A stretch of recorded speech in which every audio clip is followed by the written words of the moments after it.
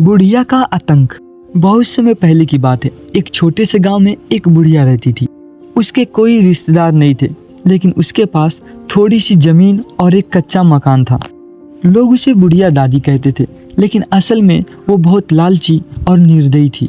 गांव में कोई भी गरीब इंसान उससे मदद मांगने के लिए आता तो साफ मना कर देती थी।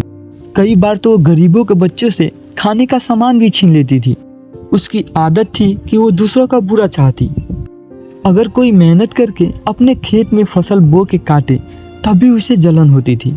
गांव वाले धीरे धीरे उससे दूर रहने लगे। एक दिन उस गांव में एक साधु आया और उसने सबको आशीर्वाद दिया और बुढ़िया दादी के दरवाजे पे भी जाके पानी मांगा। लेकिन बुढ़िया ने उसे भगा दिया और बोली, मेरे घर में भिखारियों के लिए कोई जगह नहीं है, निकलो यहाँ से। साधु मुस्कुराया और शांत स्वर में बोला, तू दूसरों का बुरा चाहती है, पर याद रखना बुरा का फल बुरा ही होता है। यह कहकर वो वहां से चला गया। लेकिन बुढ़िया ने साधु की बात पर हंसते हुए बोला, देखोगे कैसे मेरा बुरा होता है। समय बीतता गया। एक रात उस गांव में भयानक तूफान आया। सभी लोग अपने घरों में सुरक्षित थे, लेकिन बुढ़िया दादी अपनी लालच के कारण अपना गेहूं, बर्तन, सोना, चांदी ये सब समेटने में लगी हुई थी। तभी उसके घर पे बिजली गिरी और उसका कच्चा मकान ध्वस्त हो गया। जब सुबह हुई तो लोग बुढ़िया दादी के घर देखने गए तो उसका पूरा घर राख हो चुका था और राख के बीच से बुढ़िया दादी की टूटी फूटी आवाजें आती रहीं, मुझे और मेरे खजाने को बचा लो।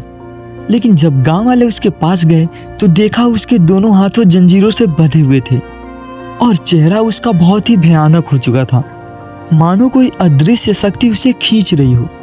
लोगों ने मदद करनी चाहिए, लेकिन जब कोई उसके पास जाता आग की लपटें और फूटने लगती।